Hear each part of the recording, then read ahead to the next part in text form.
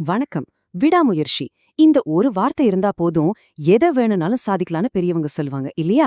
அப்படி விடாமுயற்சியை மட்டுமே மூலதனமா வச்சு ஒருத்தர் எப்படி ஜெயிச்சாருங்கிற ஒரு சூப்பரான ஊக்கமளிக்கிற கதையை தான் இன்னைக்கு நம்ம பார்க்க போறோம்.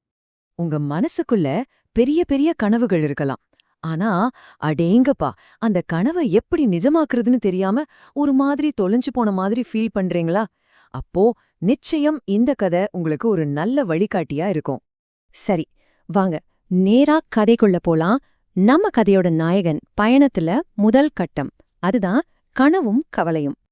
நம்ம கதையோட ஹீரோ பேரு ரவி. ஒரு ரொம்ப சாதாரணமான குடும்பத்து பையன்.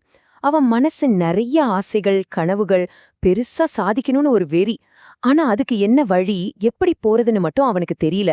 அதனால ஒவ்வொரு நாளும் ஒரே கவலையில மூழ்கியிருந்தான். இப்படி அவன் ரொம்ப கவலையா இருந்த ஒரு சமயத்துல அவனோட வாழ்க்கையில ஒரு சின்ன வெளிச்ச மாதிரி ஒரு வாய்ப்பு வருது.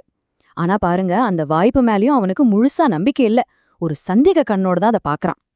அந்த வாய்ப்பு தான் நெட்வொர்க் மார்க்கெட்டிங். நீங்க கூட கேள்விப்பட்டிருப்பீங்க இல்லையா?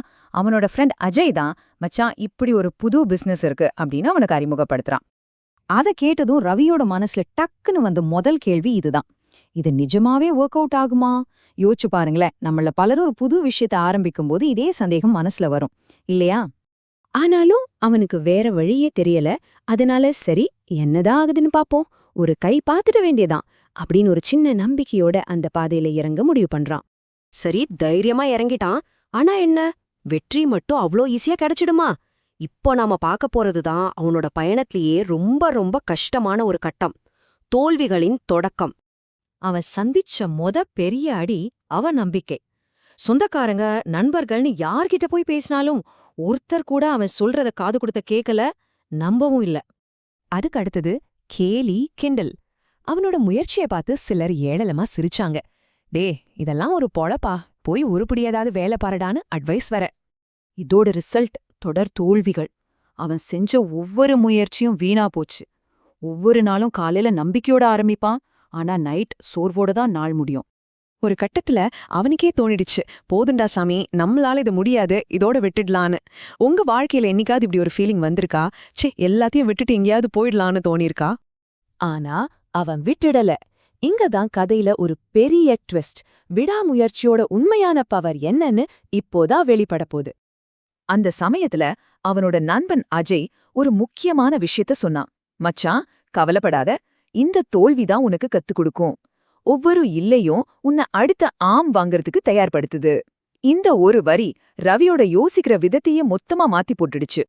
சரி, அந்த ஒரு வரி அவனுக்குள்ள என்ன பெரிய மாற்றத்தை ஏற்படுத்துச்சு? அவன் எப்படி வெற்றியை நோக்கி நகர ஆரம்பிச்சான்? வாங்க பார்க்கலாம். அவன் ஒவ்வொரு தோல்வியில இருந்தும் பாடம் கத்துக்கிட்டான். மக்கள் ஏன் நம்மள நம்பலன்னு யோசிச்சான். முதல்ல அவன் பேசுற விதத்தை மாத்திக்கிட்டான். அதனால அவனோட தன்னம்பிக்கை மெதுவா அதிகமாக ஆரம்பிச்சுது. ரொம்ப முக்கியமா மத்தவங்களோட தேவை என்ன, அவங்க என்ன நினைக்கிறாங்கன்னு புரிஞ்சுக்கிற திறமை அவனுக்குள்ள வளர்ந்துச்சு. இந்த ஸ்லைட பாருங்க, அந்த மாற்றம் எவ்ளோ பெரியதுன்னு நமக்கே புரியும். முன்னாடி யாருமே அவனை நம்பல. ஆனா இப்போ கொஞ்சம் கொஞ்சமா மக்கள் அவன் மேல நம்பிக்கை வைக்க ஆரம்பிச்சாங்க. இது சாதாரண விஷயம் இல்ல, ஒரு மிகப்பெரிய மாற்றம். இந்த மாற்றத்தோட விளைவு என்னாச்சு தெரியுமா? மக்கள் அவனோட பேச்சை கேட்டு அவனோட டீம்ல சேர ஆரம்பிச்சாங்க. கொஞ்சம் கொஞ்சமா அவனோட வருமானம், சமூகத்துல மரியாதை, நீ எல்லாமே உயர ஆரம்பிச்சது. அவனோட வாழ்க்கையே மாறத் தொடங்குச்சு. காலப்போக்குல அவனோட தொடர் முயற்சியால ரவி நினைச்சு கூட பார்க்க முடியாத ஒரு பெரிய உயரத்தை அடைஞ்சான். அவனோட கனவு நிஜமாச்சு. அவனை கேலி செஞ்சவங்க முன்னாடியே ஜெயிச்சு காட்டுனா. அவனோட குடும்பமும் ரொம்ப ரொம்ப சந்தோஷமா இருந்துச்சு. சரி, இந்த ரவியோட கதையிலேருந்து நம்ம வாழ்க்கைக்கு எடுத்துக்க வேண்டிய முக்கியமான பாடம் என்ன? வாங்க பாப்போம். கடைசியா நம்ம புரிஞ்சுக்க வேண்டியது ஒன்னே ஒண்ணுதான். ரவிக்கு கிடைச்ச அந்த நெட்வொர்க் மார்க்கெட்டிங் வாய்ப்பு அவ்வளோ முக்கியம் இல்ல. அந்த வாய்ப்பு அவன் எப்படி பயன்படுத்தினா, எவ்வளவு விடாமுயற்சியோடு அதுல உழைச்சான், அதுதான் முக்கியம். உங்களுக்கும் வாழ்க்கையில வாய்ப்புகள் வரலாம், போகலாம்.